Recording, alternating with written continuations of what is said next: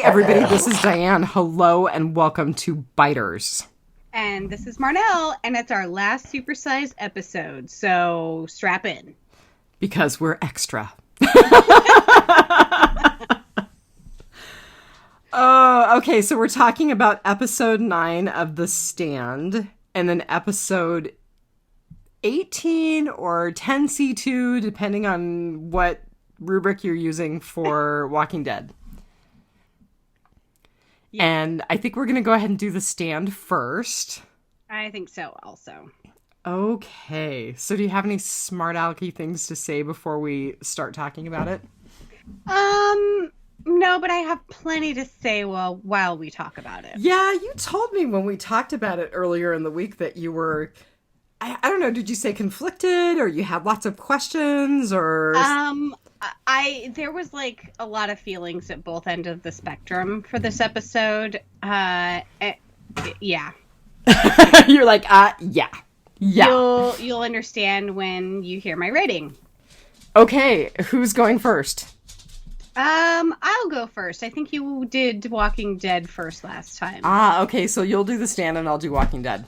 Okay. So I rated it a 2.5 flat tires. Oh my god! Yeah. Wow! That is so low. It is, because I think this episode was entirely unnecessary.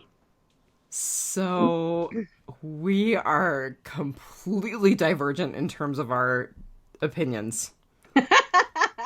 And so I did find out that this is closer to the book ending than the 94 version. So there's a little bit. Shots. There's some. There is some stuff that is off book, and I will talk about that. Of course, I will. But it is much closer to the end in the book. So take another shot. Yeah. So for me, I rated it much higher. I rated it 4.87 great music choices out of 5. Whoa. Yeah, I really liked this episode. Wait, I liked it even more the second time I watched it. I actually was down on the music on this episode. Oh, that song by Gregory, what was his name? Gregory Alan Isakov. So I actually know some of his other music. Every now and then I go down rabbit holes on Pandora. And he has shown up on the Pandora station that I listen to fairly frequently, although I'm not listening to any Pandora right now because all I can listen to is She Wants Revenge. Anyway, that song, San Luis, was beautiful. I loved it. And then, of course, they ended with my favorite, It's the End of the World as We Know It, by R.E.M. Yeah. So 4.87 great music choices out of 5. Not that, like, I do like Patsy Cline and Creedence Clearwater, but I don't know, it fell wrong for me. Oh, so I didn't really think about the Patsy Cline song. I didn't really think about the song that they played. I thought about the songs that were more of a commentary on what was happening instead of the songs that were integrated. So it was the Gregory Alan Isakov and R.E.M. songs that did it for me. Yeah. All right. Now, okay. I understand your rating. Got it. Okay. So here we go again. Not much in the way of numbers.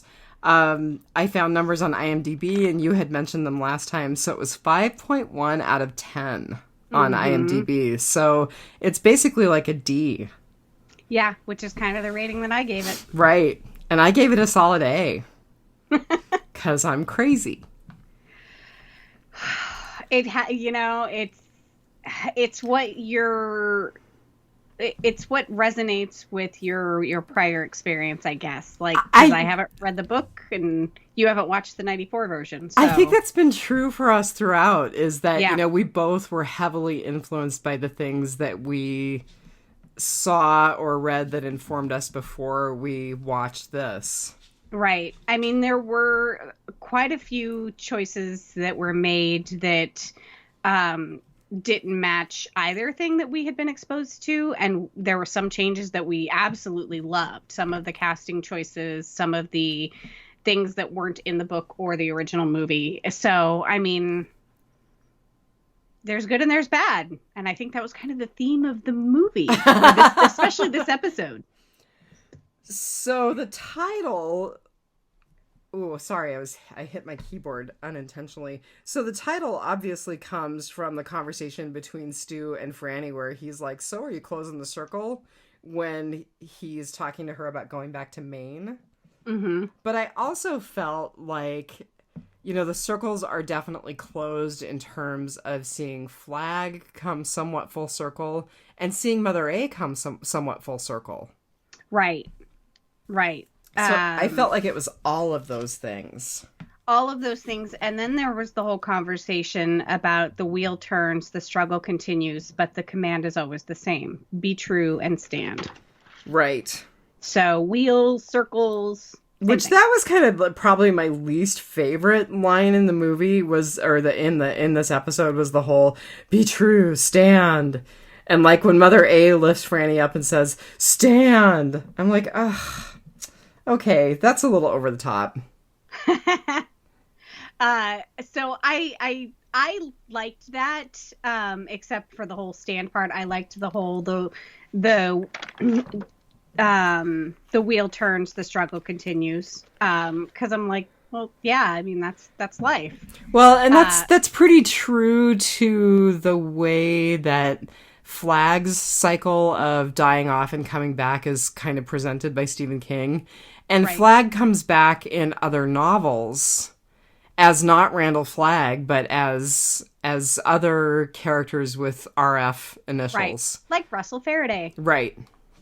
And so we kind of saw that whole death and rebirth thing in this episode with Flagg and with Mother Abigail. And later on, I will mention a article written in Entertainment Weekly. So okay. We'll talk more about wheels coming around. So our writer for this episode was Stephen King. Shocking. And I thought it was interesting. I mean, there was definitely some new stuff, and then there was stuff that pulled really heavily from the re-release of the novel in 1998. I just thought that I would share a little bit from Stephen King's Wikipedia page for people who don't know him. And I learned stuff that I didn't know. So he sold his first short story in 1967, but he didn't sell a novel that was accepted for publishing until 1973. Carrie was actually his fourth novel, but it was the first one to get published. Huh. Do you remember that movie with Sissy Spacek? Oh, I love Yeah, Carrie. It's a great movie. Yeah. I didn't watch the remake because, meh.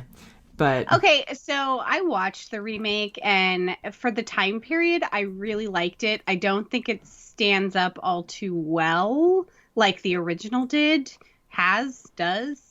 And then they did a sequel, and that was just, no. Like, I don't even think I watched the whole sequel. Really? And, like, I have a hard time, like, not finishing movies or TV shows and stuff. So if I couldn't finish it, then don't bother. Don't waste time. So he, in 1985, wrote some books, or wrote some stuff for comic books. So he wrote a few pages for a benefit that featured the X-Men called Heroes for Hope.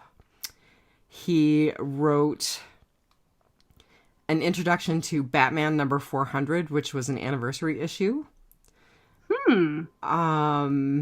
He has published under several pseudonyms, including Richard Bachman. I remember Thinner. I thought that book was really great. And then The Running Man, which was made into a movie with Arnold Schwarzenegger. I know. I cannot believe that's a Stephen King property. Right? Isn't that crazy? It is. He wrote under the pseudonym John Swithin, which is the name of a character in Carrie.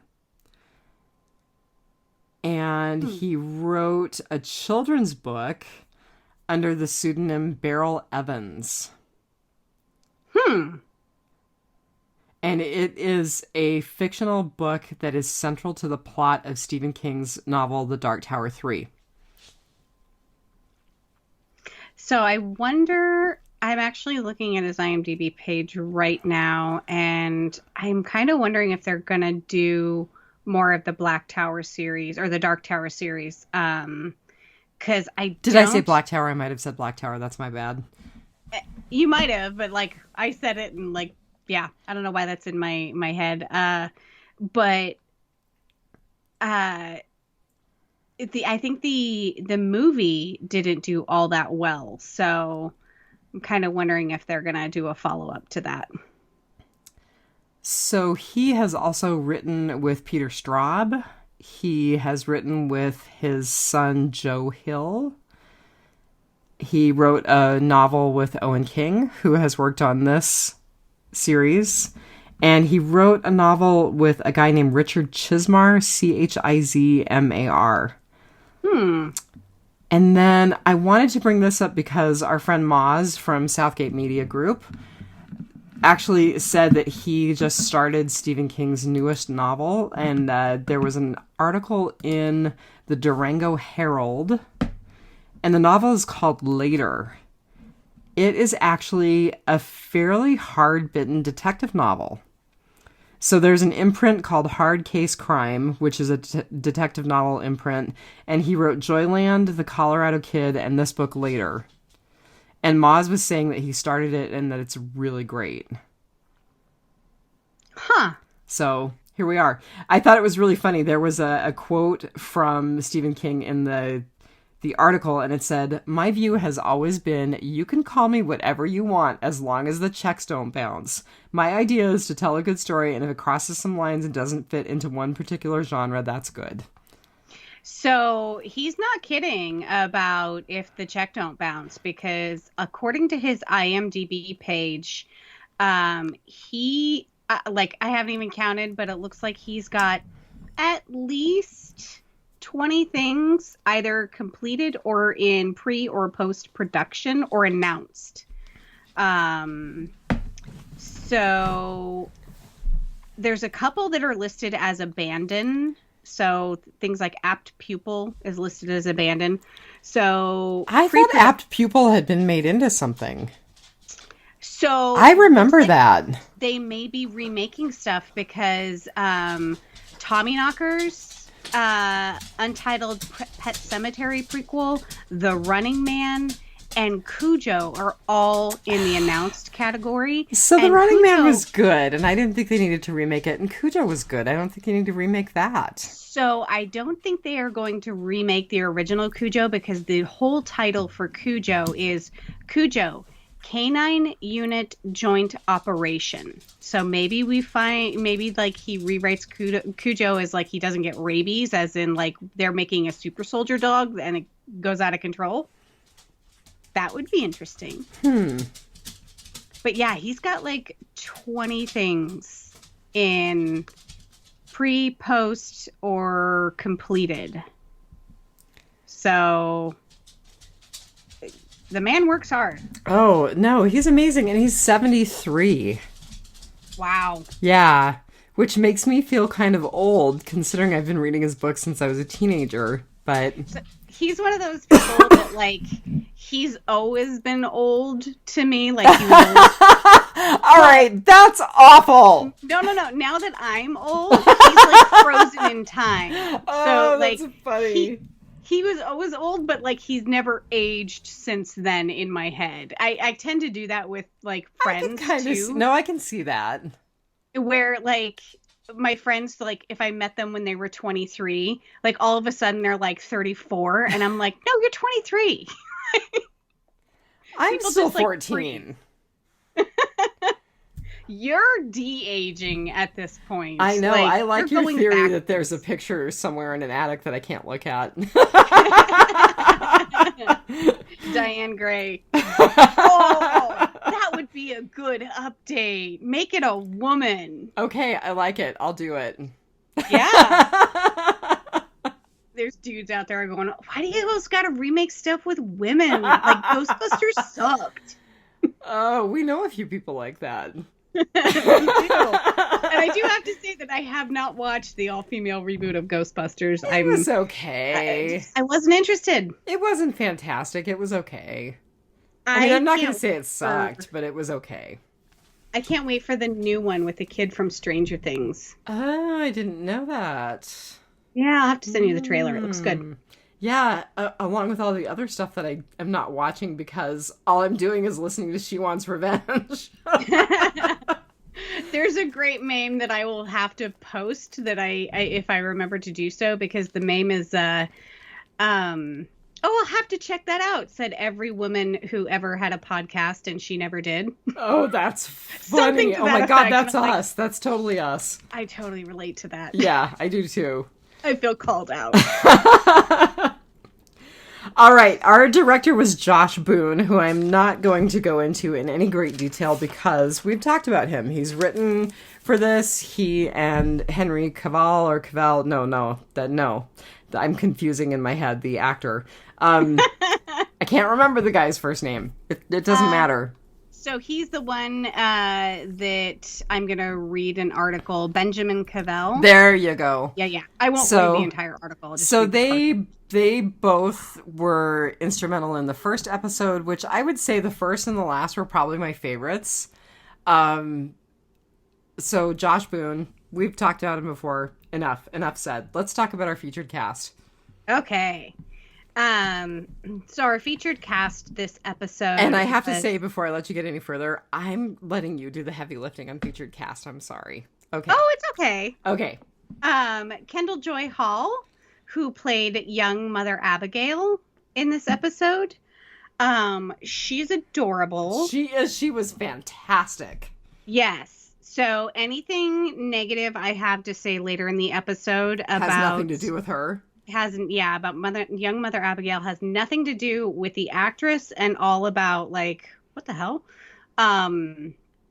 So one of the recent things that she was just in was now I lost it. It's like a Zillow or an Allstate commercial that was played during the Super Bowl. With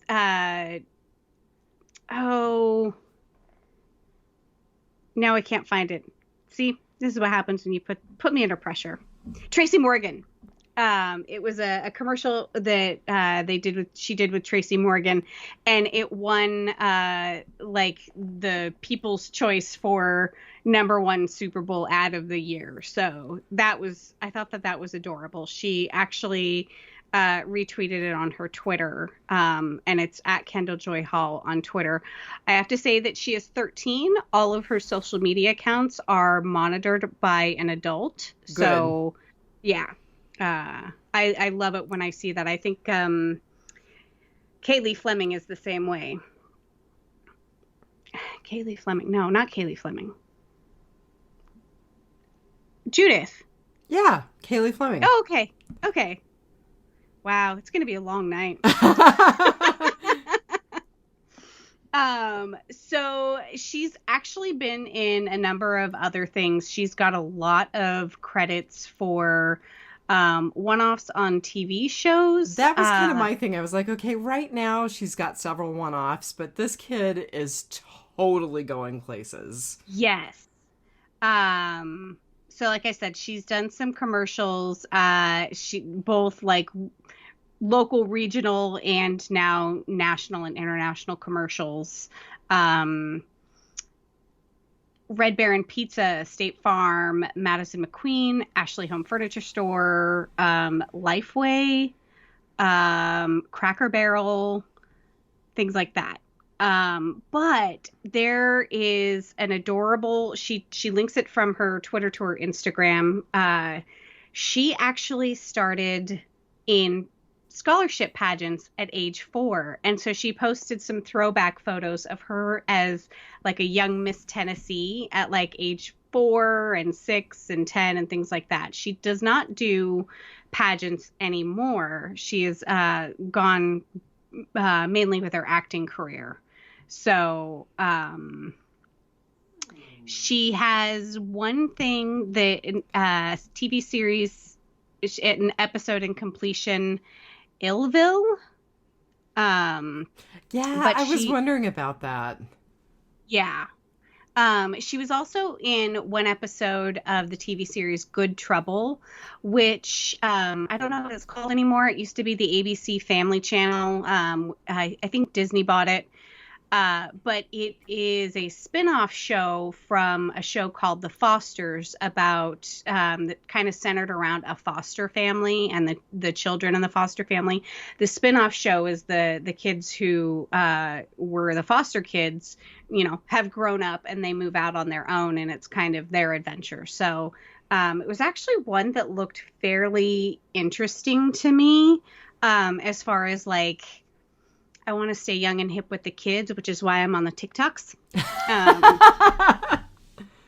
So I thought it was interesting she was in an episode of Good Trouble, but she was also in an episode of 911, MacGyver, Hotel de Lune, which I don't recognize. She did Annalise's voice in Klaus. She was in an episode of Grey's Anatomy. So she's got a few acting credits to her name, but I think this is probably her biggest breakout role. She has some stuff linked on her her Twitter to her Instagram, and one of them, I thought of you.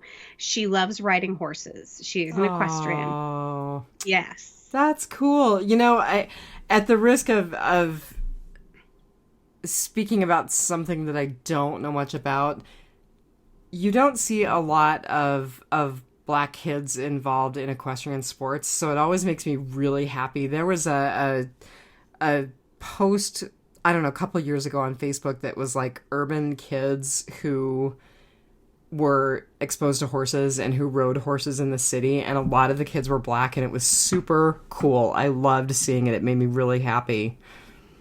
That's neat. Yeah, it was great. I wish I could I should find it.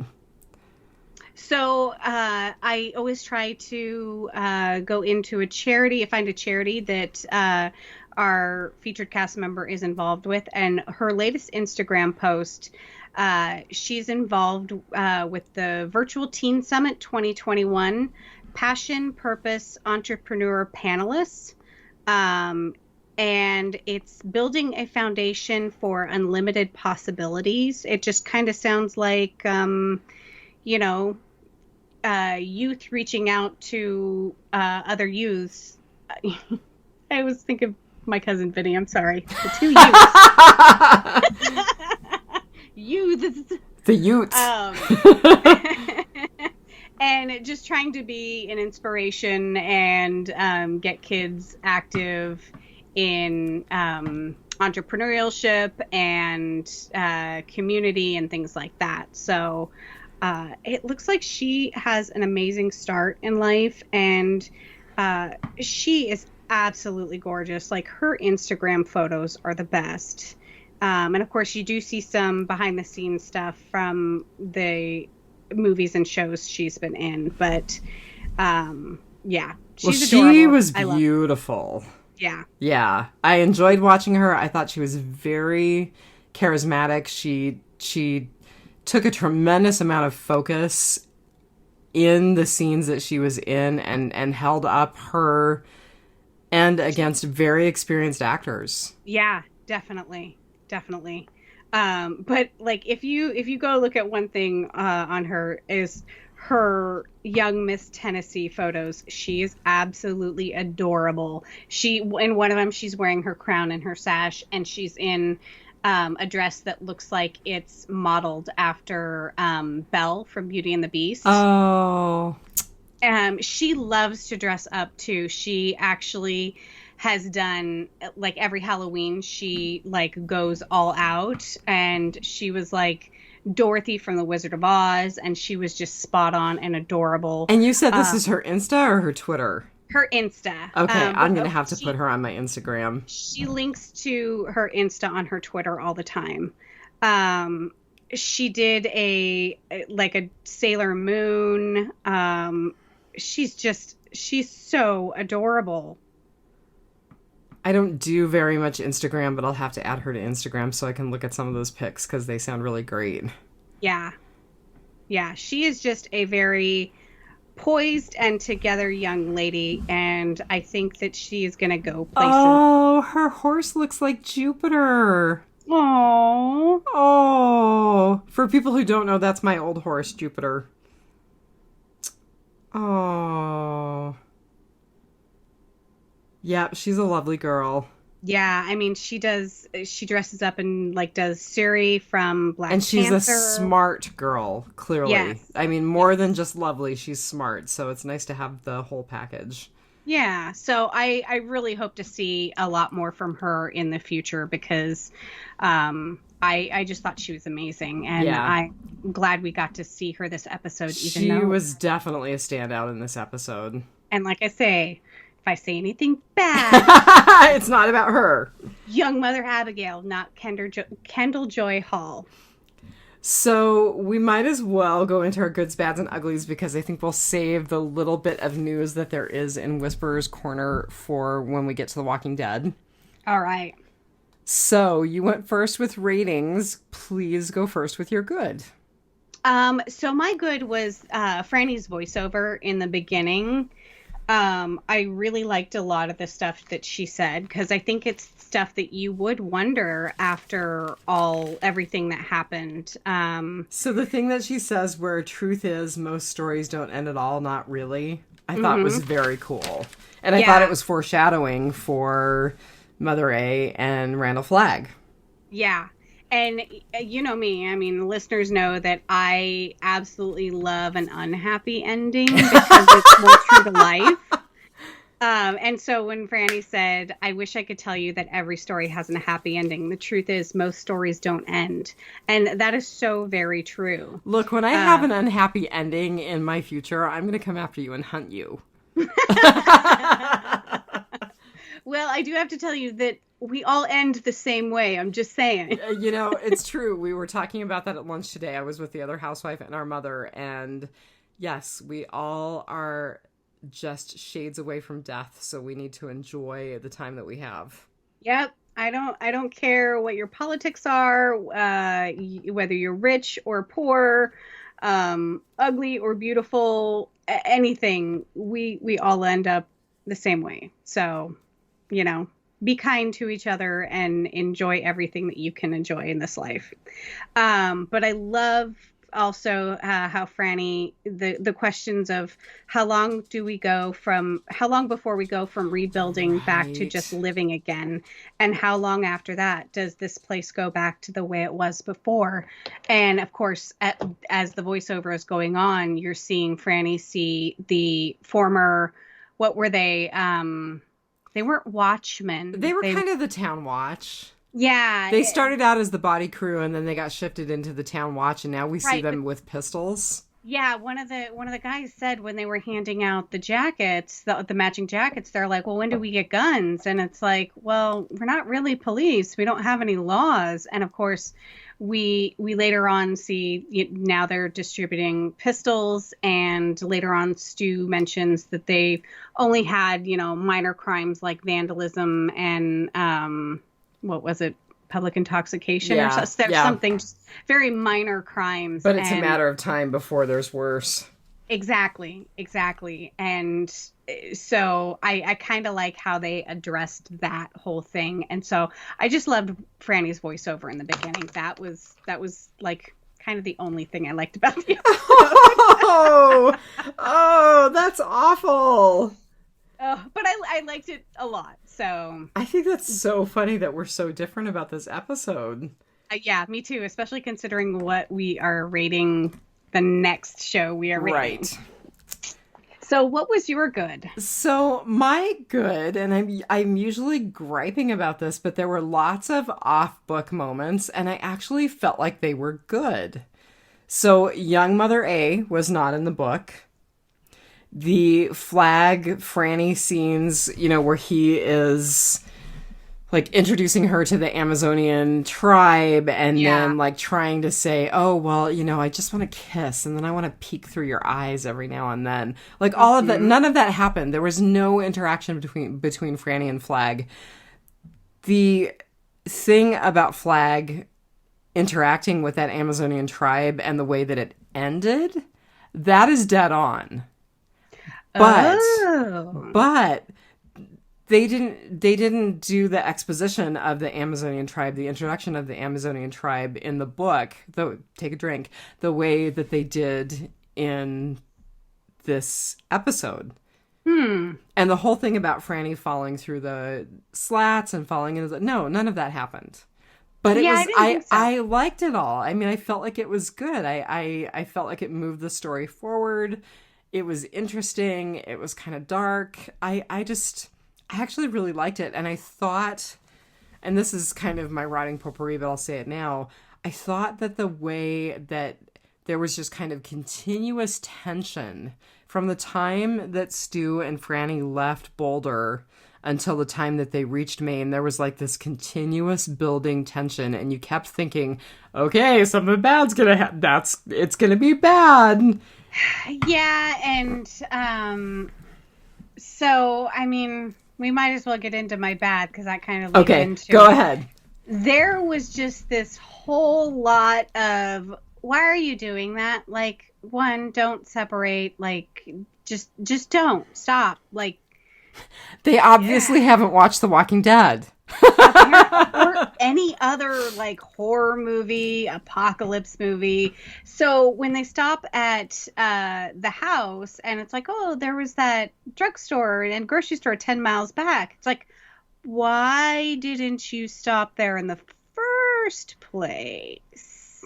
Just saying. Yeah. And like, how much of a burden, like, I realize you're traveling with an infant and a dog, but like, stop, stretch your legs, let everyone go pee, change a diaper, and then like just both of you drive back to the stores and get everything. Why are you separating? That's very, very dangerous. Like, I don't think that Flag like lured everyone to Nevada and they all died. Like, there's probably still some bad people out there, and also other stuff could happen. Like, you know, this is a house that's probably been abandoned and in disrepair for almost a year, and you know, you didn't have to fall through the well. You could have fell through a, you know, bad board on the porch. Like, anything could happen. So why are you separating? And then, like, why are you not taking the walkie-talkie everywhere with you? Why is that just not clipped to your belt? Why can't you wait for Stu to get back to pump the water over the rickety well boards? Like, yeah, there was just a whole lot where it's like, why are you doing that? Stop Okay, doing that. I mean, I could see your frustration with that. I didn't watch it that way, and I didn't watch it that way other time, but I can see your frustration with that. So yeah, I was very, very frustrated, and this coming from somebody who likes Stephen King movies, never ever choose the house near the cornfield. Just don't ever. Yeah, nothing good ever comes from cornfield. You know, yeah, except for porn. It's very true. It's very true. So that was my bad, is just all of the things the missteps that they made that could have ended so much worse had they not had somebody who could instantly heal you magically appear. Well, that leads right into my bad. Alrighty, go ahead. I liked this a lot, so I had a tough time finding anything that was truly bad, but really, they weren't even freaked out at all by a young black girl suddenly showing up out of nowhere. Like, Stu didn't even bat an eye. She was like, You go, I've got this, I know how to do this, I know how to use this winch and haul you back. What? And, like, she had some sort of magical command over the dog to be nursemaid to the baby. Right. Right. What? No. I mean, and he was like, okay, I'm going to get on that so I can go rescue Fran. Bye. Right? Yeah, it totally didn't make sense to me. I'm like, don't you think that I understand that you just came through this magical world where Mother A and Randall Flagg, like, apparently had bigger powers than they did, and they were, like, greater than life beings, but nonetheless, wouldn't you be a little freaked out by this kid just appearing out of nowhere and being like, no, I got this. You go down in the well. Yeah. And then I would be just as freaked out that, like, she just disappeared. Yeah, you know? exactly. Exactly. You're totally healed. Stand. And Yeah. And now bye. Yeah. I was like, oh God, now, like, are they going to go back to Boulder with this girl, or are they going to take her to Maine? And then, like, it flashed to them in Maine, and there's no Mother Abigail. And I'm like, wait, what? Why did that happen? Yeah, so I struggled to find a bad, but that was definitely my bad. Yeah. So probably what would have been better for that scene to play out. I don't know why like I said, the Kendall Joy Hall is lovely, and I'm glad we got to be introduced to her, but I didn't see the need for this storyline. They could have gone about it a different way and, like, shown Franny, like, all broken up in the well and everything, and then really just had it be Flags lying to her. And when Stu hauled her up from the well with the winch, she could have been, just, a bump on her head. So, yeah. So I'm just like, I don't understand. Which was actually my ugly. Okay. So your ugly was a bad ugly. Where did she come from and where did she go? Like, it's not like she just went back into the corn. She appeared out of the corn and she went back into the corn. We saw her earlier in the episode, so she had, like, this little established camp in the corn. So it's not like she was just this magical poof. She appears when you needed her and then she's gone, with the wind. They made it a point to show that she's, like, camping out in this cornfield. So where did she go? Did she, like, and, like, Stu and Franny were both just like, okay, bye. Yeah. No, thanks. The whole thing was weird. Yeah, it was weird. So that was we kind of covered my ugly in your bad, but what was your ugly? So my ugly was actually a good ugly, and it was small, but for me it was really big. So the scene where they're leaving Boulder and Tom is, like, crying and begging them to make sure that they come back. That was wonderful. And the guy who plays Tom did such a wonderful job. I loved that scene. That scene was everything for me. Yeah. So I'm super disappointed that they did not do the Stu and the Stu and Tom coming back. The Stu and Tom. Yeah. Yeah. They didn't even do a montage that the didn't. 94 version did, Mm-mm. You didn't have to drag it out. So, like, you could have cut out the 5 minutes of horrible line dancing. That was pretty awful. I agree. Yeah. Maybe I should redo my bad. I was just like, really? Like, we have line dancing in the apocalypse? No, thanks. I think I'm tired. The apocalypse has already happened. You don't need a line dance. Right? Really? Everyone who knew how to line dance survived? That sucks. Oh my God, you're a terrible human and I love you. Oh, that's super funny. So yeah, they could have cut out the terrible line dancing and done the Tom and Stu montage. But no, like, Tom and Stu and Kojak just show up. Yeah. That was Rotting Potpourri, by the way. I was going to say that pretty much takes us into Rotting Potpourri. Yeah. So one of the things that I was disappointed that they really glossed over was the baby getting Captain Trips.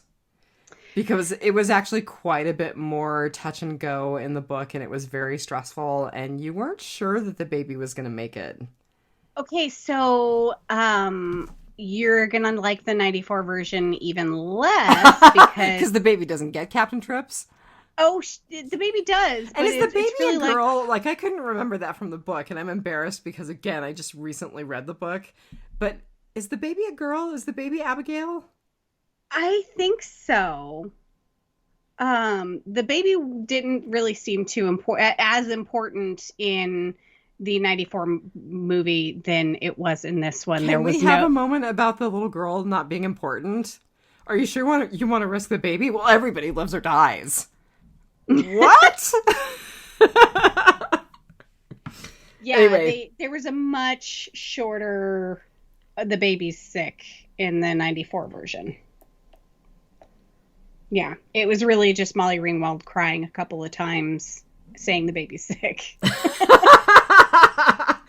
just Molly Ringwald crying a couple of times. Oh, that kind of cracks me up. Sorry. That's okay. So I talked a little bit earlier about a Entertainment Weekly article that they interviewed Benjamin. No, so she had Bell. a son. What's that? I thought that she had a son in the book.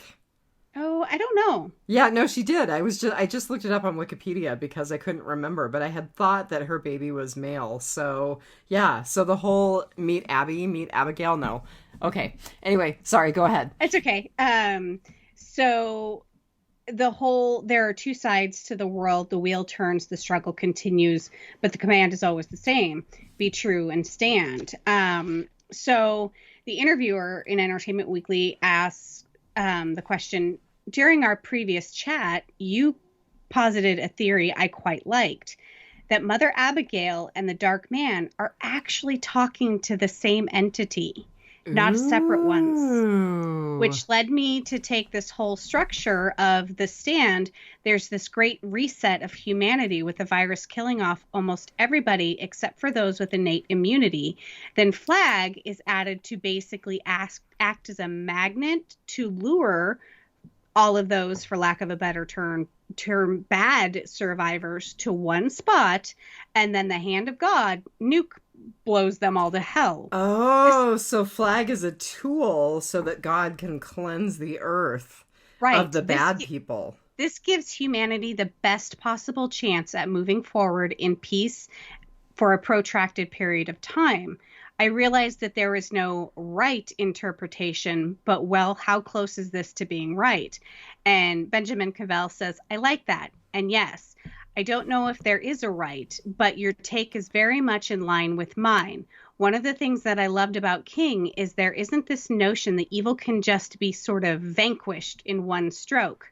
The wheel keeps on turning and coming around, and the command is always the same. You always have to constantly stand up because this evil doesn't go away. You can't just kind of let your guard down and decide, okay, now we're good. There's no such thing as an end of it. It's always a struggle. I loved that. And I loved the idea of both of them being answering to the same entity. You know, it's not God and the devil.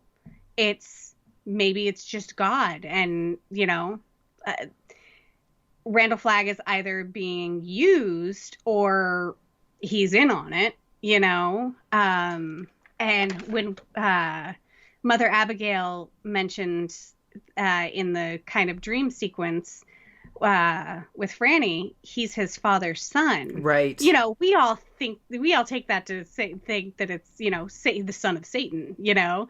But maybe he's a son of God. Maybe he's a child of God. Well, and you know, I mean, there is that whole, like, Lucifer is a fallen angel, and we're all ultimately children of God. And, you know, I don't think you or I necessarily buy into any of that mythology, but, you know.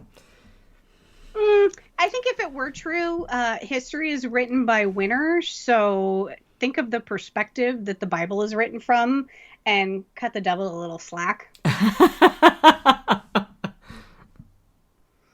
But yeah, so I was doing some extra reading on this episode because we are podcasting on Saturday because we both have AMC Plus, so we can watch The Walking Dead early. So I wasn't able to read anything about the Walking Dead episode, so I did some extra reading. Right, there was actually very little about Walking Dead that was out because they haven't published anything because it doesn't drop until tomorrow.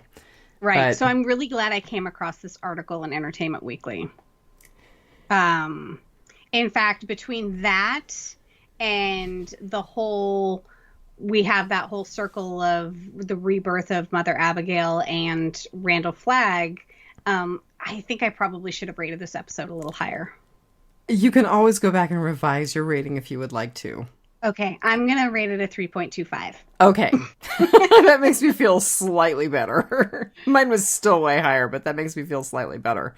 I still have a lot of problems with this episode. I was really glad to see Stu could change a tire because, like, I just know that, like, you know, I could totally see that where they'd get out on the open road and, like, he wouldn't know how to change a tire. Oh, come on. He was from East Texas. Yeah, but, I try to never assume people's skill level. But Franny obviously didn't understand, and I don't know, maybe it was a magic well, but a well sitting that long, you have to prime the pump before you're going to get any water out of it. So trying to do that alone was stupid, and she should not have gotten any water out of it. And then when she did get water out of it, she's like, oh, it's good. Right. And it's cold. And it's cold. So she goes yeah. and gets a rusty bucket that's been sitting outside for a year. Okay. I'm sure there's plenty of pictures in the house, next to the walkie-talkie. But then she would leave the baby, unlike what she did when she fell through the well. Right? But apparently Kojak is a great nanny, so it would have been fine. Oh. All right. We did get to see Alexander Skarsgård butt this episode, so that was good. Which was pretty fine, and we basically had full frontal Alexander Skarsgård, aside from, like, a tribesman's arm in the way. Right? I mean, not that I didn't just rewatch the entire series of True Blood and got to see plenty of Alexander Skarsgård at that. But I have to tell you, I don't know what that man's diet and workout thing is, but, like, he hasn't aged in 10 years. Well, he's a vampire. Apparently, like, he's some sort of demon god vampire. All right, speaking of actors who have aged a little bit, but I was like, oh my goodness! So, Nicholas Lee, the guy who played Norris. So, you probably weren't even like, who is that? He's the guy who was giving instructions to Stu as they were leaving. And he actually said to Franny before Stu got back, would you please be there because you're our only link to Mother Abigail. Yeah, so... Krychek from the X-Files. Oh my goodness. Yes! I was like, who is that? Where do I recognize him from? And then when I dug a little deeper, I was like, oh, Krychek! Oh, that's funny. Yeah, he has aged very well. He has definitely aged, but he has aged well. I was going to say, I don't think that I actually recognized him, but I did take note of him because I'm like, hey, Silver Fox. I was like, maybe Stu doesn't come back, and this is Franny's new beau. Right? Yeah, he was pretty spiff. So, that's who it was. And apparently he was in quite a few episodes that I never noticed. Oh, of X-Files? The Circle Closes, The Vigil, Fear and Loathing in New Vegas, The House of the Dead, and The End. Isn't that funny? No, I only noticed him in this episode. Maybe it's because they highlighted him a little more in this episode. He actually had lines. Yeah, right? Oh, and Smalls noticed him too.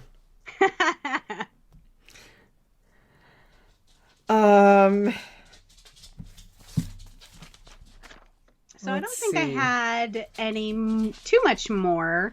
Oh, I did want to say, and I said this about the tension, but, the cornfield was menacing. The doll was menacing because, of course, it's a doll. And I mean, I actually for a bit was like, is that young black girl like a reincarnation of Flag? Is that what the change is? I mean, I was like creeped out. And then the whole thing where Franny and Stu are singing Buffalo Gals at the same time separately, I was like, this just isn't gonna end well. So I know that you didn't like it, but I felt like they did a good job carrying the tension through. I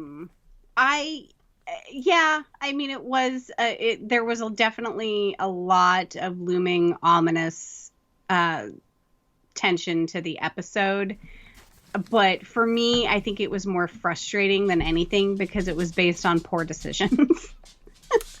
So I also want to say Alexander Skarsgård as Flag, not Alexander Skarsgård. He looked more like a mischievous boy than a a demonic god in this episode. Yeah. He looked much more human. I feel like he's Loki or something. Yeah. Like, as far as like a god, I feel like he's the trickster god, and and not like this dark man. Definitely in this episode, I felt like that he was much less the dark man and much more just this mischievous kind of not entirely nice guy, but not a monster like he was, like they were trying to build him up earlier in the series. I know, even when he like exploded that guy's head, it was cheeky. Right? Like, I don't know if I should be laughing at this or horrified that he just popped that guy's head. Right. And the other thing the very last thing I want to say, and then we can move on to Walking Dead, is that I was actually really happy when it was painful for Franny to be healed, because it felt like it was more consequential. Like if Mother A had just waved her hand over Franny and she popped up and had been fine, I would have been like, ugh. But the fact that it was painful, it just felt more consequential. Yeah, I can see that. I think I was just too distracted by the fact that, like, this little girl could wave her hands over somebody and magically heal all their broken bones and internal bleeding. Right. And I didn't understand what the hand thing was for. Yeah, I didn't get that either. Yeah. No. Okay, so totally got the wave her hands over the parts that were broken. Didn't get the I'm putting my hands on your hands, because apparently I'm shooting energy through your whole body. Yeah. So overall, are you glad that we watched it?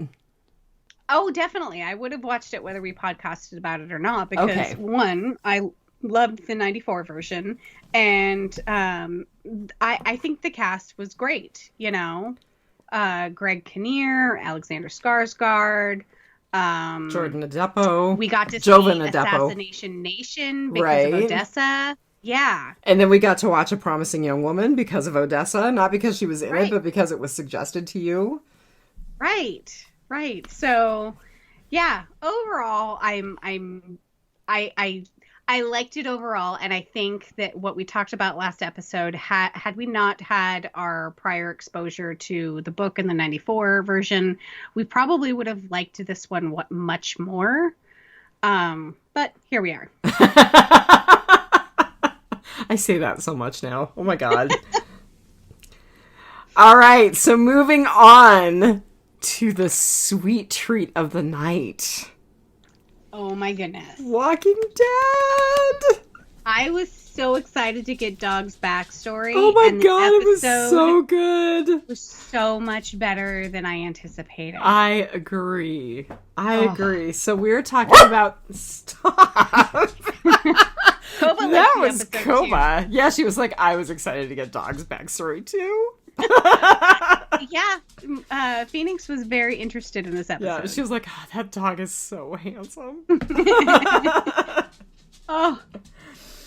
Okay, so this episode was called Find Me, and it is either season 10, episode 18, if you're counting it that way, or it was season 10C, episode 2, if you're counting it that way. I'm still not sure how I'm counting it. Oh, this one definitely counts, though. It does. So I will go first. It's my turn to go first with ratings. I said 5 heartbreaks out of 5. Oh, it was kind of heartbreaking. Oh, yeah. My God. I admit I did cry just a little. Oh, and you're a member of the Cold and Dead side. I didn't cry. I am. I loved it, but I didn't cry. Oh. So we are definitely on the same page for this episode. I rated it a 5.0 baby dogs. Awesome. Oh, I loved seeing Baby Dog. Oh my God, Baby Dog was so cute. And I'm sitting here looking at my Funko of Dog right now. It's such a good casting because, like, just the dog's coloring. Like, I don't know if they did that artificially to the pup or whatever. Like, they dyed his snout black or... No, it sounds like the people that they're working with are breeders of Belgian Malinois, so they probably have a number of dogs who look very similar. Okay. Yeah. Oh, And a well-trained puppy. Yes. Oh my God, that puppy was adorable. I don't know how many takes they had to do at that scene, and I think I probably would have done more than necessary. But just good timing on the puppy's part. Do you think Norman Reedus is going to end up with a Belgian Malinois if he hasn't already? I kind of hope so. I do too. That'd be cool. It would be. All right. So what was your rating? Oh, I already rated it. 5 baby dogs. Oh, right. Sorry. Okay, so it was 8.6 out of 10 on IMDb. They didn't rate it quite as high on average as we did, but it was a 5 out of 5. This was my second favorite episode, only eclipsed by the first episode. I'm going to have to say 1. this, the premiere for the series, and The Grove. And Internment, which is the Herschel episode, the Herschel-centric episode. Yeah, I also really liked Vatos. Vatos was a great episode. Yeah, I still would love a Vatos spinoff. So this is definitely in my top 10, and it's probably in my top 5. Yeah. So last week had the Home Sweet Home had 2.89 million views, which is pretty consistent for Walking Dead these days. The title of this episode, Find Me, comes from Daryl's note to Leah saying, I want to be with you, find me. But I also think, I was thinking about this, and I think there's that constant refrain in Daryl's head. I think he constantly hears Rick saying, find me, find me, find me. Yeah. Because we see that taking up so much space in his head throughout this episode. So I couldn't help but think, this probably belongs in Rotting Potpourri, but I could not help but think that, everyone was telling him to give up the search for Rick, and he eventually kind of did. And are they going to have him find out that Rick is still alive? Or I can't. Or are they going to do the Daryl Carol spinoff and they never know? Right. I don't know which way I want that to go, because I would love to see Rick and Daryl reunited, but I also think that Daryl would be excessively hard on himself about not continuing to look for Rick now, knowing that he's still alive. Like, that would be heartbreaking. I have some feels about the spinoff, which we'll talk about a little bit. Yeah. So I just realized that I had not looked up our director or our writer, because the writer wasn't listed for this episode. Podcasting so early. But it looks like she has been a producer for The Walking Dead. She's not listed as being a writer for The Walking Dead at this point. She has written, her name is Nicole Morante Matthews. She's from Seattle, which is cool. So she actually, she wrote a couple of other episodes for Walking Dead. She wrote Walk With Us, which was earlier this season, and she wrote We Are the End of the World. Oh, yeah. So very Whisperers-centric. Yep. She has written for Luke Cage, NCIS, Law and Order Criminal Intent, and then a couple of other things that I'm not familiar with. So, and again, it looks like she's been a producer for Walking Dead as well. And then our director is actually the same director that we had last week. I think he did a much better job this week. Maybe the source material was better. Definitely. He has written 13 episodes for Walking Dead, including 3 in 10C. And he wrote Ghosts and Internment. Okay, let's talk about our featured cast, which of course is Leah. Yes. Oh Lynn my God, Collins. she is so beautiful. She is. And, we talked about her a little last episode, because I had watched the trailer for this episode and knew that I had recognized her from somewhere. So you recognized her from True Blood, didn't you? No, I recognized her from True Blood and from X-Men Wolverine. Origins Wolverine. So yep. I didn't recognize. So I haven't watched as much True Blood as you have. I've only watched a little bit of the first season. I'm a huge X-Men fan, huge Wolverine fan. He was my favorite character, but I didn't recognize her. I didn't realize that she was his significant other. Yep, Kayla Silverfox. But part of it's because her hair was dark. Yep. And they made her look really Native American. And she doesn't look at all that way in this, and she doesn't look at all that way in the smoking hot picture she's got on IMDb. Oh, she has got the cheekbones. She's got cheekbones. Oh my God, she is beautiful. So I will tell you, before we get into her credits, when they flashed on her the first couple of times, I was like, who does she make me think of? And then I thought, she makes me think of Tori Amos. Wow. Who I think is amazing. Yeah. She definitely still comes up in my playlist quite a bit. Yep. Another place that I recognized her from is she was in Manhunt, Netflix's Manhunt. Which I have not watched, but you mentioned that a couple of weeks ago in another context. I can't remember who came up that made you talk about that. The guy who plays Tom Cullen. Oh, okay. Yeah. So she plays a love interest in Manhunt named Natalie for the main FBI agent guy. So she is in 7 episodes, which I think is an entire season. But yeah, she's just an amazing actress. And like I said last week, if you thought you recognized her in this episode, just imagine her with brown hair. And you have Kayla Silverfox from X-Men Origins Wolverine. I really don't know a whole bunch of her other stuff, but she has been in a ton. Her very, very first credit, of course. I had to laugh when I saw it. Law and Order Special Victims Unit. And shout out to Diana Driscoll from Aim for the Head. So I know that Diana is a Bosch fan, and this actress had quite an arc in Bosch. Yeah, and I mean that's one that's been on the list for a while, but it does not get any higher. It was one where I watched a little bit and fell off, and I'm so bad at that. I do that quite a bit. I'll start something and then fall off. Yeah. I do want to say that she has some serious Shakespearean chops. So she has played Portia from The Merchant of Venice. She has played Ophelia in Hamlet. And she has played Juliet, of course, from Romeo and Juliet. Wow. So no slouch, this woman. No, definitely no slouch.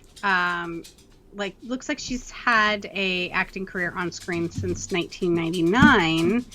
And she's kind of been in a lot of bit parts in larger movies like 50 First Dates, 13 Going on 30. Which was a great movie. I loved that movie. It's been a long time, but I'm not sure it would hold up, but... Agreed. Actually, it kind of does. Does it? It does. One movie that I have intentionally avoided, John Carter. Yeah, I heard that was awful. Yeah, so she was in that. She was in an episode of Elementary. But one of the things that I loved about her, I like to go in not just into the bio for the actor and actress for the trivia and stuff, but their personal quotes. So the first personal quote on her IMDb is, "My family are very religious in Texas. They are Southern Baptists. I left to go to New York when I was 17, and I realized I wasn't a Southern Baptist. That's not how I'm inclined." I love that. She's just like, not for me. So it says that she is Irish and Cherokee Indian. So that's where you get the Kayla Silverfox dark hair. Oh. Yeah. Okay. I saw that in her IMDb and I didn't like put two and two together. I'm a little embarrassed, but So her parents moved to Singapore for 6 years, and she went to a private school in Singapore, and that's where she kind of got into the arts. Apparently in Singapore, the private schools have a very amazing art program, and she said every day they were doing something artistic. And I was like, man, we need to do more of that in this country. Like, just give kids time to be creative. Like, don't stop drilling stuff into their head, especially useless stuff. And just let kids, they cut PE, they cut arts programs like band, they cut art, they cut recess, and it doesn't seem to be helping any. So if we get people like Lynn Collins, when you focus on art stuff, then I don't know, maybe we should, increase our arts programs. Her parents are both into martial arts, and they got her into martial arts, but she said she stopped when she was 17, when she kind of started to pick up acting. She went to Juilliard. She used a lot of voice and speech exercises in Juilliard. And she loves astrology.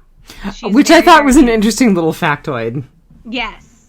And she's like actually kind of studying, it sounds like. I've studied astrology for many years, and I feel that it's an incredibly challenging art. So you can find her at Lynn Collins 7 on Twitter. And I haven't perused her Twitter very much, but Stone Kettle follows her, if that tells you any of her political leanings. Yeah. So yeah, just kind of a standard Instagram and Twitter feed. She does have some amazing photos from her movies and television on her Instagram. So I definitely would go check that out. Instagram is just the best medium for just getting a peek into somebody's life without having to read anything. So I just want to say that a link that I clicked on about this episode, one of the few links that I could find, it said it's speculated that she might be one of the first major castings for the new Daryl Carroll spinoff, because they basically said Lynn Collins doesn't do one-offs. Ooh. So I would love the spinoff that I would have liked would have been Daryl, Leah, and Dog. Well, don't write it off. So like I said, I try and look for some sort of charitable work that our featured cast members do, but I found that Lynn Collins actually has started kind of a foundation. It's called The Good Woo. And it's kind of about it's healing trauma. I like that. Yeah, so you can go to thegoodwoo.org and learn about all kinds of ways to kind of heal your own personal trauma. And that's Good Woo, WOO. Yep. Because she talks about it on her Twitter feed as well. Yep. She actually reshared this awesome thing that I'm going to not drop the F-bomb, but the first line is, you can't F your pain away, you can't drink your pain away, you can't smoke your pain away, you can't drug your pain away, you can't eat your pain away. Your pain tells you what you need to feel. Emotion is energy in motion. Feel and release the trapped energy. Be free again. Interesting. Okay, I dig this woman. You can also get a private session with her. It kind of sounds like she does a guided meditation. So that would be cool.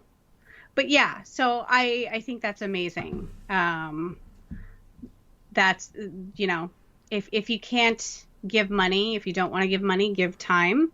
And it looks like she's definitely putting the time in. And there's a lot of things out there that you can do. You can rescue dogs, you can cure cancer, but you know, everyone has some sort of trauma that they need healing from. So, and whatever you need to do to heal from it, as long as it doesn't hurt you or anybody else. So well, yeah, that's what I have on Lynn Collins. 2 thumbs up for Lynn Collins. Yes, I definitely hope we see more of Leah. But I kind of have a feeling that maybe she's with Heath. Hashtag where's Leah? Hashtag she's with Heath. As in, like, we're never going to get a resolution. It's just right. People disappear. It's the zombie apocalypse. Like, it happens. I get it. I'm just butthurt over it. So I've only got 2 other things in Whisperer's Corner, aside from the speculation that we might see Leah again. One is that The Walking Dead was nominated for 5 Saturn Awards, including Best Horror Series, Best Supporting Actors, Norman Reedus and Melissa McBride. Of course. Best Performance by a Younger Actor, Cassidy McClincy. And Best Guest Star, JDM. I don't know why JDM is still a guest star. That doesn't make any sense to me, considering he's been with us since basically the end of season 6. But okay. So there's something about how their work or time or whatever is contracted. I always remember seeing Anthony Stewart Head from Buffy, who played Giles. He was always like guest starring also. Like he was in like almost every single episode for all of the seasons, and he was always I think it was guest starring, and it has something to do with the type of contract that they have. Huh. Well, that must be true for JDM as well, because he certainly is pretty prominent. Yeah. Yeah, definitely. The only other thing I have is that Thomas O'Mara had some feedback about our complaints that there was a lot of walking and people being shoved into containers. And he said, okay, stop for a minute. This was all of 10C was filmed during COVID and social distancing. And, you know, his point was they were social distancing. That was one way that they could do it. And I was like, oh, okay, I'll take that. That's fair. That's a fair criticism. And I didn't hear about any sort of like anybody getting infected from working on set or anything like that. And you think that would have made the news. I didn't hear about, you know, production being shut down because of, you know, COVID exposure or anything like that. So apparently they did something right. Apparently. Okay. Housewives housekeeping. So I told you that I would not make you listen to them again since they're not your jam. But I found this band today when I was searching for information about a D&D character that a friend of mine is playing. So there's an old word, and I think I've heard it. I think I heard it a long time ago and just didn't remember it. A skald, S-K-A-L-D, is a Viking poet or a Viking bard. And I had to look up skald because I couldn't remember what it meant. And I found this band called Skald. And they actually have a couple of albums out. And their 2020 album was called Vikings Memories. If you're into stuff that sounds sort of like Clannad, sort of ritual, sort of medievalish, it's amazing. Skald is amazing. I didn't dislike it. It's like watching HGTV and going, that is a beautiful home. It's just not my style. They're a great band. They sound amazing. It's not something I think I would jam out to, though. So, and I've mentioned these guys repeatedly, but I'm going to say it again. She Wants Revenge is my favorite band right now. I love them. I know. I'm ridiculous. My playlist, like, I was kind of going through it the other day, my quote unquote station on Amazon, for the things that I have liked. Yeah, it's like 98% chicks. Well, you've got to understand, in the past several months, it's been Taylor Swift, Hamilton, and Now She Wants Revenge. Which all of those things couldn't be as different from each other if you tried. So, you know me and my memes. I love memes. There was one that I should send you. It says, my brain can be accurately described as the kitchen junk drawer being dumped out on a trampoline. I would say right now that's true. I forgot my glasses at work on Friday. Oh, no. I'm a mess. But I'm a hot mess. So There we go. Yep. Okay. Everybody out in Biters land, I don't know that I can say this on Biters, but I'm going to take a risk. Marnell is never allowed to address a package ever again. Okay. But in my defense, I sent Diane a hoodie and 2 cat toys, and the cat toys purr. And so there's like this, rhythmic purring sound. And I was afraid that like the box was going to get intercepted by like the USPS cops and ripped open because they thought it was like a ticking time bomb in there or something. And so I may have written a funny little message on the outside of Diane's box. It was very small. It's not like I wrote it in like giant marker or anything. So I put a picture of it up on Facebook, and one of my friends was like, "That's hilarious." And I said, "Yeah, she's the funny sister." And I said, I think it was totally hilarious as well. And he said, "I hope that your post office person got a huge charge out of that." He didn't exactly say it like that, although that would have been really funny if he'd said that. So my box at the post office today said, "Purring cat toy inside. Totally not a vibrator." So there you go, Biters. There you are. Yeah, that's a little peek into my personality and yours, because I would have never written it if I didn't think that you would get a kick out of it. Oh, no, it was completely hilarious. Like, I picked up my mail this morning, and there was a giant line in the post office, and I got that box out of one of the drop boxes, and I was like... Oh. And then promptly posted it on Facebook in a way that they couldn't see your address or mine, and promptly shared it with a friend on Facebook Messenger. So, yeah, that was funny. You gotta laugh. I just like... Oh my god, life is too short. Yeah. Like, make a joke. Totally. I can never be serious. All right. Goods, bads, uglies. I get to go first this time. Yes, you do. So Thomas O brought this up when he was messaging me about the episode, but I had noticed it as well. So Tom, you don't get to take credit for this one. Totally. I loved the way that the scenes with Carol mirrored the scenes with Leah. Like, yes! Especially the fishing scene. Like, okay, the dialogue was the same, it was funny, and it was great, and it was really well done. That through line was a really good through line. Yep. So, that is actually my ugly, so... Oh, sorry. Yeah. Oh, no, it's totally okay. Like, it was very apparent, especially, like, with the fishing, but also the whole, basically you kind of need to move on from and live your life. That's what we're all doing. And yeah, there was a ton of parallels, and I was like, the Leah and Daryl story is what we all wanted in like season 2. Yes. With Carol and Daryl. I actually was like, this is the Daryl episode we've been waiting for years. And it was so unexpected. Yes. It was completely... And I will give Thomas O'Mara credit for this one. He messaged me after he listened to the last episode of Biters, and he said, "You got bad information." Me? No, I did. And it's something that I shared in Whisperer's Corner last time, and he was like, "You'll figure it out." And then he messaged me last night, and he said, "You realized it, right?" And I was like, "Yeah, I read that thing that said that Leah was a new enemy." Oh. Leah wasn't exactly an enemy.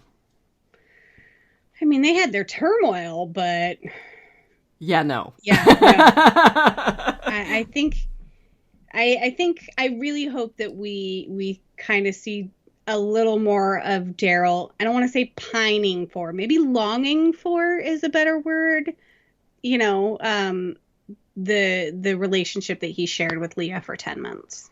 And longer, actually longer, but I mean it seemed to be more of an intimate relationship for 10 months, but it Right. kind of seemed like, you know, a 4-ish plus year thing. Well, it was so funny. I messaged Diana because she was like, I really am interested to see. Actually, I posted this on my Facebook and she was like, I'm really interested to see what you think about this. And I was like, huh, I've seen relationships evolve like this before. You know, I'm like live messaging her as I'm watching and I'm like, huh, they better stick the landing because this is really good. And if they don't stick the landing, I'm going to be really, landing has been stuck.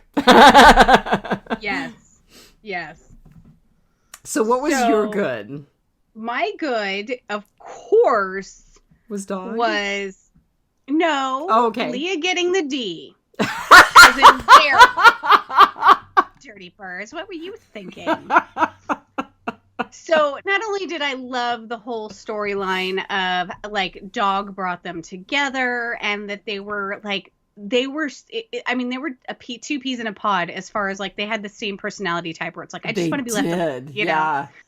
Like everything about their relationship and the intimacy scenes. We didn't get this long dragged out lovey-dovey talking in bed post-coital by the fire, like nothing like that. Like they totally implied it and moved on. And I was like, I'm good with that. Like there have been questions about Daryl's sexuality for years. Yes, there has. Yeah. And so I'm really glad that we didn't get this long, gushy, mushy, like lovey-dovey.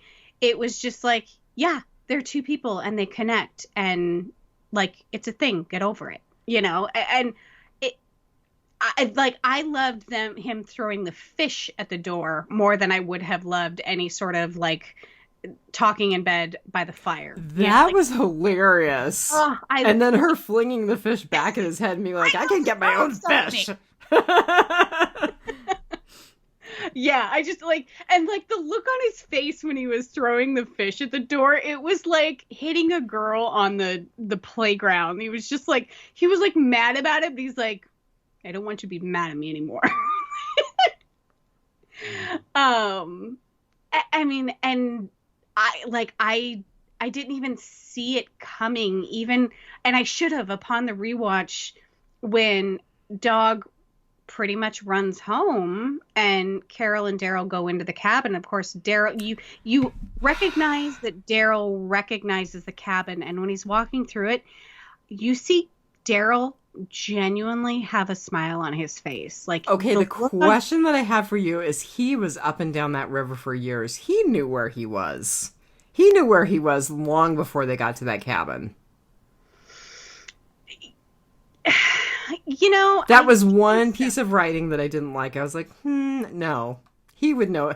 Hunter, Tracker, Daryl, who can find anyone and anything, who shoved his hand down a zombie's throat to look for the remains of Sophia in season 2. Daryl knew where he was. Yeah, I mean, I can say that, like, when you are genuinely off trail in the woods, like, stuff really starts to look alike. But he was living there for like 5 years, and they were less than a mile from where the cabin, because Dog took off, and I don't think that either of them ran at a full sprint for more than a mile. So you're right. He had to have known that, you know, he was in the vicinity. He totally knew. Yeah. I mean, his camp was in the same vicinity for years, and he lived with Leah for 10 months. Mm-hmm. He knew.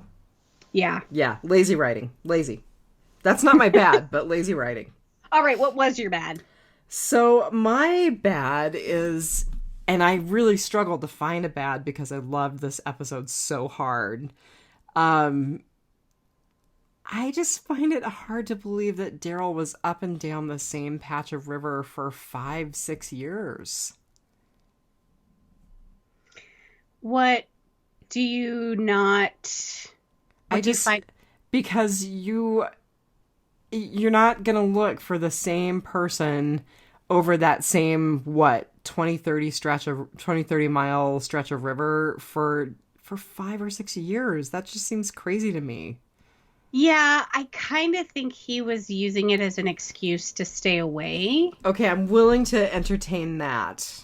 Yeah, I mean, he was legitimately doing it. Like he was still marking spots on the map. But I understand because I was doing the same thing. I'm like, okay, 5 years later, he's not going to be floating in the river. 5 years later, he's not going to be stumbling around the same woods. The only way that you're going to find him is if he is somehow like stuck somewhere and he has to be recognizable in his like sheriff's, because like Right. we did see that one zombie that was kind of stuck in the mud where it kind of looked like he was wearing the same type of button up, like, so but I was like, are you 5 years later, like a year later, are you gonna recognize him? Like he's just gonna look like any one of the other walkers. It's gonna have to be recognition from what he was wearing. So yeah, I would find it hard to believe that and I think that probably is why Carol and Leah were so frustrated, is it's like, it's been 5 years and you've literally been looking in the same like 20-mile radius. You're done. Like, You're not going to find him. He's with Heath. All right. What was your bad? So I also had a really hard time finding a bad with this episode. And so the only thing that I could really come up with is, and it's not even really that bad because it's intriguing, is the unresolved storyline with Leah. I initially, when it's like, okay, she left because the photo was gone. So it's like, okay, she stormed out. And then when he left, she came back, packed her crap, and left. But then it's like, okay, she took the photo, but like, wouldn't she have took Dog? Yes. Why did she leave Dog? I completely think she would have taken Dog. That's why I think something bad happened to her, because she would have taken Dog. Yeah, I just like, so maybe she did come home and pack her stuff, and she went to leave, and something tragic happened to her, and that's why Dog was still hanging around. So I'm intrigued, and my bad is the unresolved storyline, just because if they would have just been like, she left, I'd have been like, okay. But now I'm like, oh God, was she kidnapped? Like, was she bitten? Like, is she a zombie stumbling around the wood? Like, so I have so many feelings about this, and a lot of them are sad. So that was my bad, is kind of the unresolved Leah storyline. And I don't mean that like unresolved as in I want Leah and Daryl to be together, even though I do. Unresolved as in like, oh God, was she kidnapped, or did she leave on her own and leave Dog behind? Because that's awful. So what was your ugly? My ugly was a good and incredibly sappy ugly, and I admit that I am weak. The look that she gives him when they're like curled up together in the woods. Oh, and yes. Then the look that she gives him when she looks back from the fireplace. Yeah. And he's reaching out and grabbing her hand. Yep. Oh my God, there is so much love in that look. It's just amazing. It just, it totally hit me in the feels. I so hard. It was so good.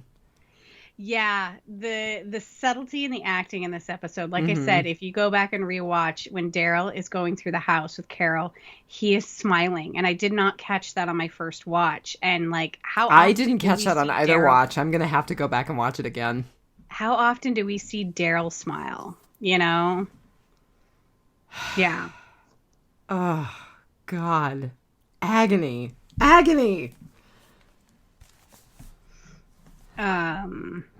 So we kind of already went through my ugly, and it was the parallels between Carol and Leah's stories.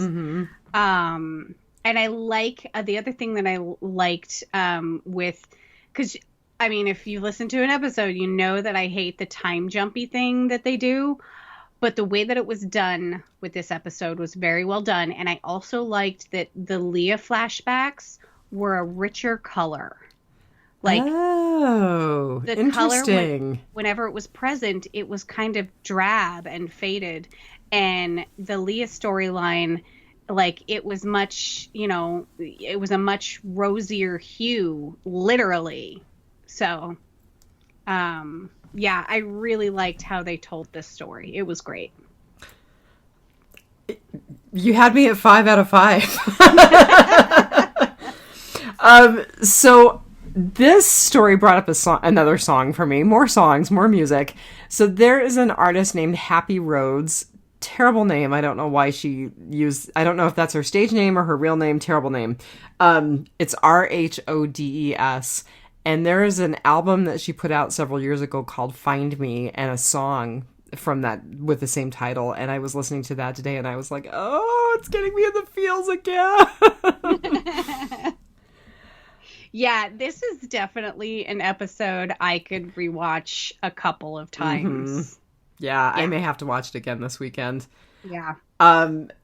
So I loved the way it started out with the banter between Daryl and Carol, and where Daryl's like, I didn't invite you. Scoot back! Yeah. I love the continuation of the joke of the special strong right foot. Right, I agree. Yeah, oh, is that your special strong right foot? Yeah. So, I mean, I thought it was, they kind of bookended the show with the funny banter, the Daryl and Carol that we know and love, where I just love the episode where at the prison where she's like, you want to make out? Right. It's like, stop it. So I think another thing that they did with this, I mean, we ended on a very different note with this episode, and we'll talk about it. And it was a harder conversation. But I think another thing that they did with the banter at the beginning, they really set up more of a brother-sister banter than lovers. They kind of got away from the people who have been shipping Daryl and Carol all these years. And I have to admit, I certainly have been in that number as well. Yeah, I've been over it for a while, but I was definitely there in season 2, season 3, season 4. Yeah. Yep. Yeah. There was a very, very long period where it's like, will they, won't they? And now it's like, no. Yeah, no, that ship has sailed. Yeah, definitely. So this probably actually should have been my bad, but his base camp shelter again, not a thing for a guy who's like the badass tracker, right? Yeah. He would do better than that. Come on, Daryl, do better. It barely stood up to that storm. And that was before he was distracted by Leah. Yeah, and he had been there for years. And the other half was like, oh, well, no, it's just a temporary shelter because he moves around a lot. And it's like, that looks like a base camp. And then, of course, it turned out it was, because that's where Dog would always find him. Right, and that's where Carol found him, too. Yeah, definitely. Yeah. So I thought that the recurring theme where Carol talks about our luck running out was painful. And I mean, we will talk more about the ending, but yeah, that was a big thing. Yeah. And, I think I would probably be wondering less about if our luck has ran out and more of, it's just everybody terrible. All of the other groups we seem to encounter are just awful people. And aside from the Vatos, yeah, you're right. Vatos and then Magna's group. Magna's group integrated very well. And I guess you do have Hilltop and Kingdom. There are, but it's just it just seems like there are just waves of enemies. We meet more Negans than we meet King Ezekiel's. Yes. Yes. And maybe that's just the way it is because we are 10 plus years into the apocalypse and people who have survived this long are definitely going to have some badassery.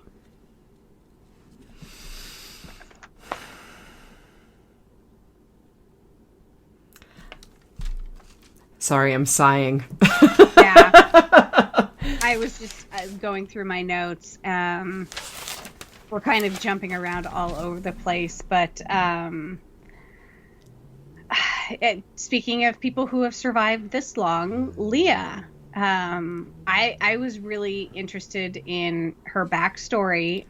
She mentioned her squad. Mm-hmm. So I was wondering if she was referring to being in the military. It sounded like a military squad. Yeah, and I kept trying to see the tattoo that she had on her upper arm, and I couldn't get a good look at it because it looked like it may have been some sort of like military squad tattoo insignia or something. Okay. Yeah.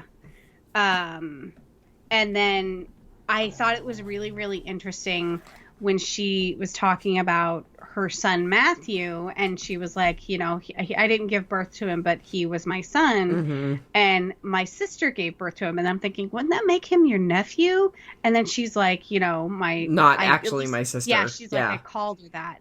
And then when she's like, who did you lose? And Daryl's like, my brother. And the other half was like, Merle. I did the same thing. I was like, oh, Merle. And then he was like, yeah, it was an accident. We never found the body. Yes. And I was like, oh, he's talking about Rick. Yeah, that was really good. I was totally like, oh, he's talking about, no, he's not. So they were that's just another thing where it was like they had the same personality where they got so close to these people that they thought of them as family and they lost them tragically. And so it was just, there were so many parallels between Leah and Carol and then Leah and Daryl. Mm-hmm. Totally off topic, but I liked how they showed Carol the first time she came to Daryl when he was out in the woods and searching for Rick with mid-length hair.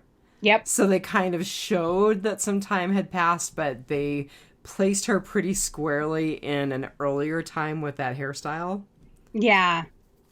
Yeah. And I kind of like how she was like filling him on the news. Mm-hmm. And it was so interesting to hear that callback, to be like, oh yeah, that was that time period,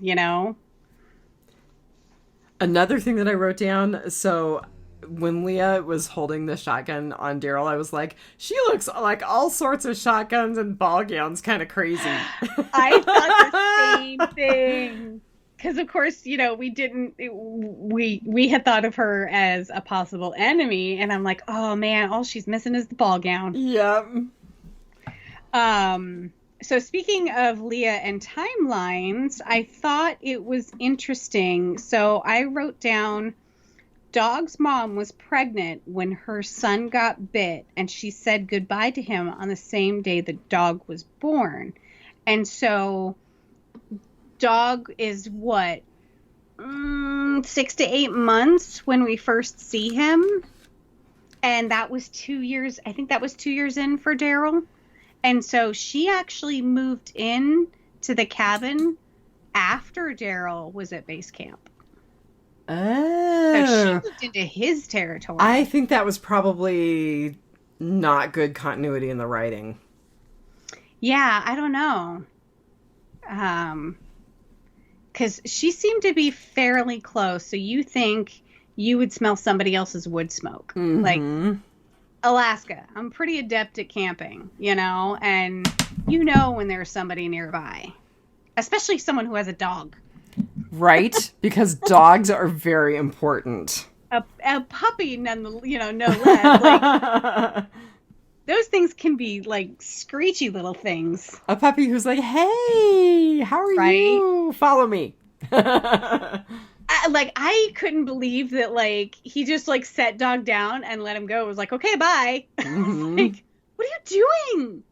Like, when was the last time you saw a dog? Right? When they ate them in season 3. Oh my god, right.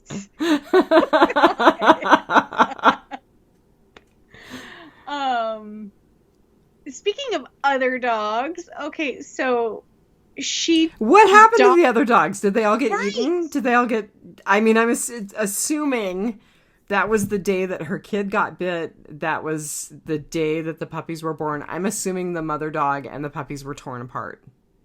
Yeah, that's which is the only awful. thing I can think of is that dog was the only survivor of the litter. Mm-hmm. And at that point, like, have you ever tried to bottle feed a newborn puppy or kitten? Like, yes, as a matter of fact, yes. Yeah, and so you know how much hard work that is, and it takes specialized kind of equipment, and where do you get the milk, and, you know, like, so I'm like, okay, continuity error. Like, Dog's mom had to have survived for Dog to be like, at least 5 weeks old. You really shouldn't take a puppy or kitten away before 6 to 8 weeks. And so I'm like, so yeah, where's Dog's mom? Where's Dog's siblings? Like, what? Why just Dog? So, more questions than answers. Yeah, all I could think was that they got torn apart, which is super sad. Yeah. I liked the through line of Dog digging at the cache in the floor and Carol finding the note. I mean, we don't realize what the note says and how significant it is until later in the episode. Right. And so I really liked the whole, you knew that, one, Dog was running home. He obviously recognized the place. And Daryl had all kinds of feelings walking in. So you're like, okay, Daryl's been here too. And then he looks out the window and and it's the grave. And so I think we all assumed that that was Leah's grave. Oh, I didn't. Oh, really? No. I liked that. I thought that that was her grave. And so I just assumed all along that she was going to die and he was going to have to bury her out there. And I liked how they let at least some of us think that. And then I was totally shocked at the end when, you know, poof, she's missing.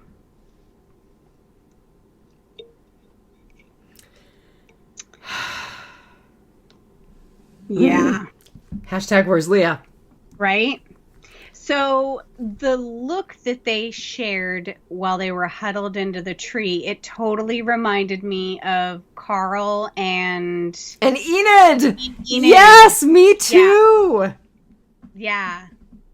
It was a little more it wasn't as like cutesy. It was kind of like they were both a little uncomfortable being that close to another person. And they had a hard time looking each other in the eye. And did you watch the interview with Angela King at the end of the episode? I did. And she said that that they both recognized something in each other's eyes, that, you know, they had both like suffered this huge loss and just, you know, were very traumatized by it. So, but the feeling that I had is that they were just, they were uncomfortable being that close to another person, let alone that person being the opposite sex and attractive. For some reason it didn't resonate that there was like any sexual tension. It was just another human being. I'm not used to being this up close and personal. Get me out of here. But yeah, it was very Carl and Enid for me. I thought that was, I don't know if that was like supposed to be a callback or something, but hiding in a hollowed out tree is just like not something that you usually do. But then again, I haven't lived through a zombie apocalypse in the woods, so yet.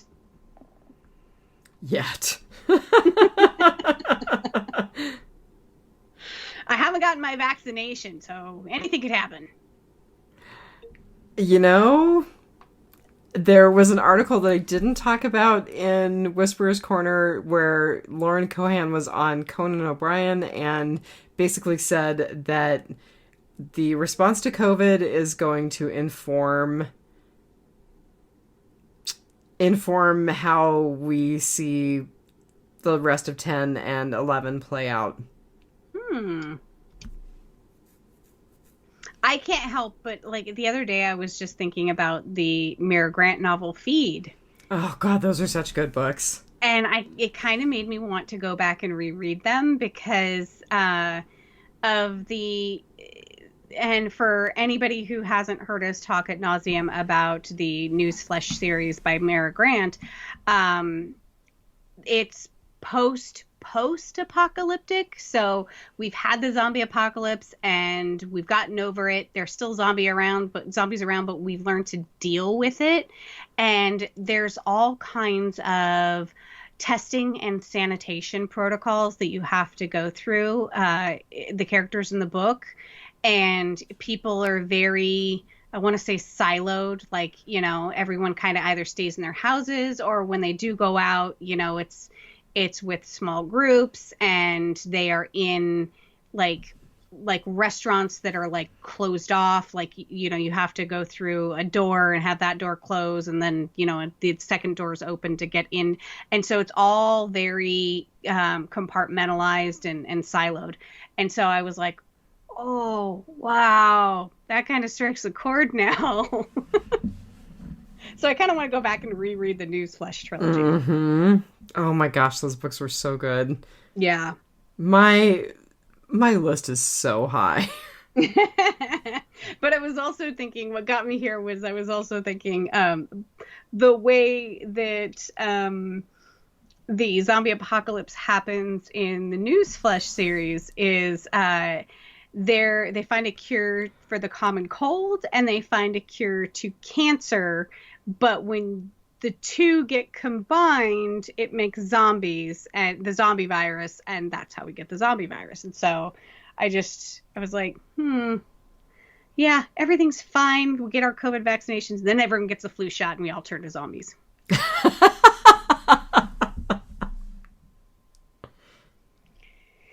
Just kidding. Get your shots. Get your shots. Wear your masks. Follow doctor's orders. All or nurse practitioner's orders. Yeah. Because I do eventually want to go to a convention. Yes. Someday, please. Yeah. Yeah. I realize that nothing will ever be quote unquote normal again. But I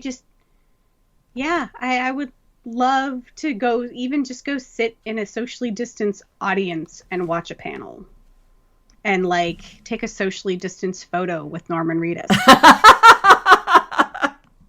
I bought photo ops with JDM because that's who you told me to buy them with. Yeah, and I was actually gonna get us some Norman Reedus photos too.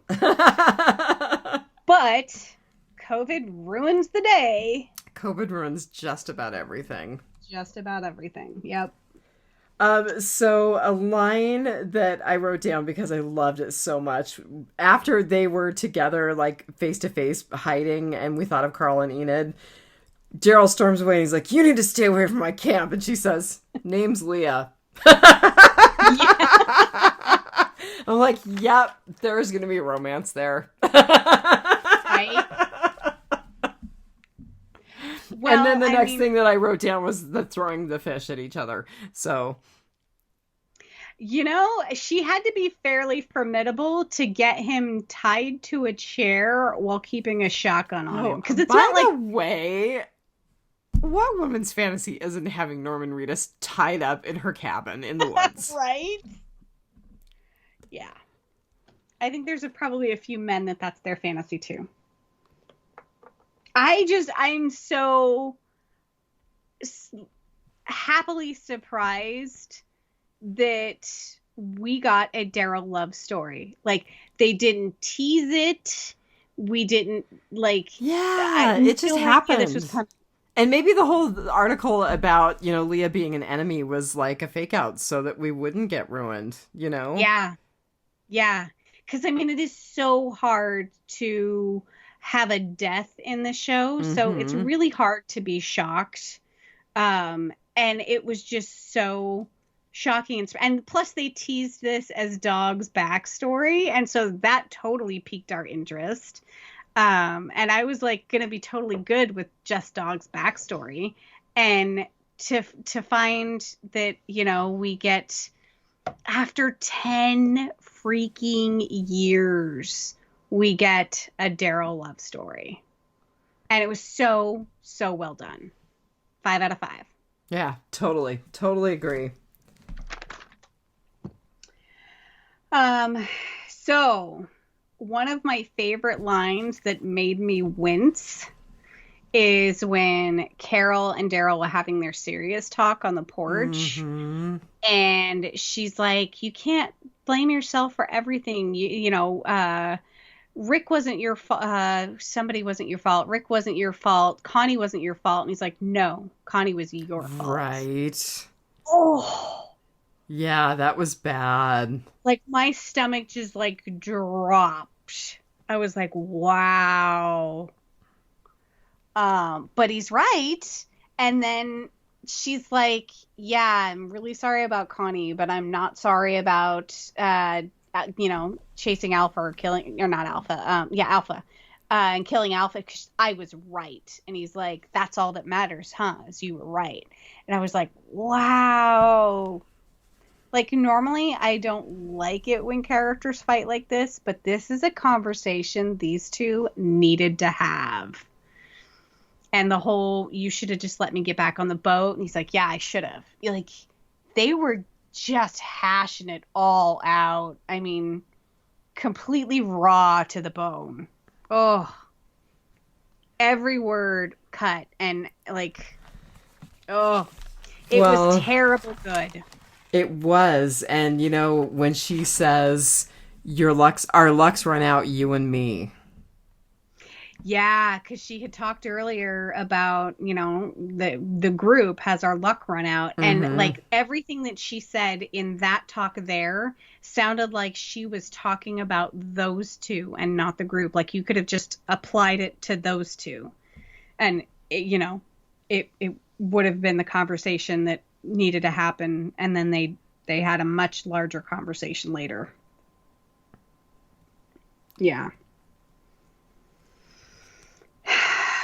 Very well done. Loved it. I mean, we could go on and on and on, and yeah, it just hit me in the feels. Yep. Hard in the feels. This is going to be very, very hard to top for the rest of the season and 11. I agree. Where do we go from here? Are we ever going to see Leah again? Like, are we ever going to get any sort of resolution to that? I mean, because I really hope this was not a wham bam, thank you, ma'am, one and done. Here's Leah and bye, Leah. You know, like, I hope that Daryl thinks about her, and I hope that, like, maybe he talks to somebody more about her, or, yeah. More Leah.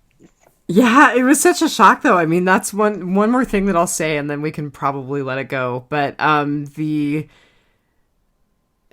we've seen Daryl for years since this relationship ended, and we had no idea. Yeah. Yeah, I mean, he's been a little busy fighting people, but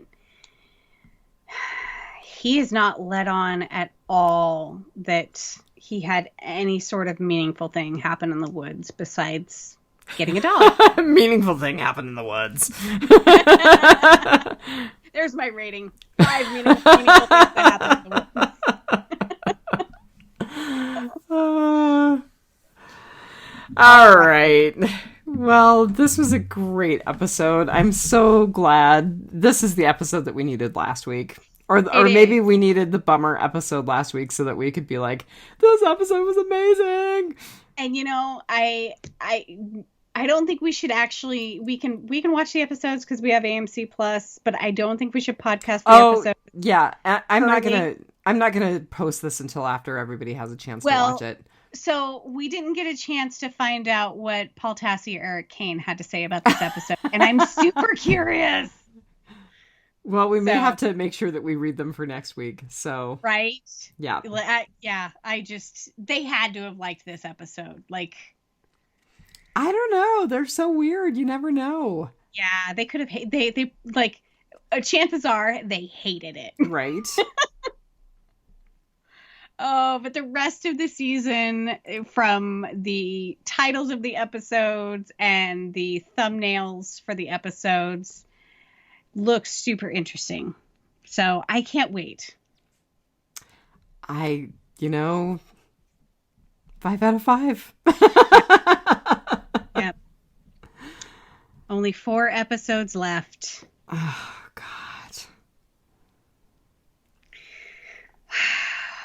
Well, I think that's everything for this week. I think it is. All right, everybody. Have a good week. And just remember, Take it one dead day at a time. Have a good one, everybody. Have a great week. Bye.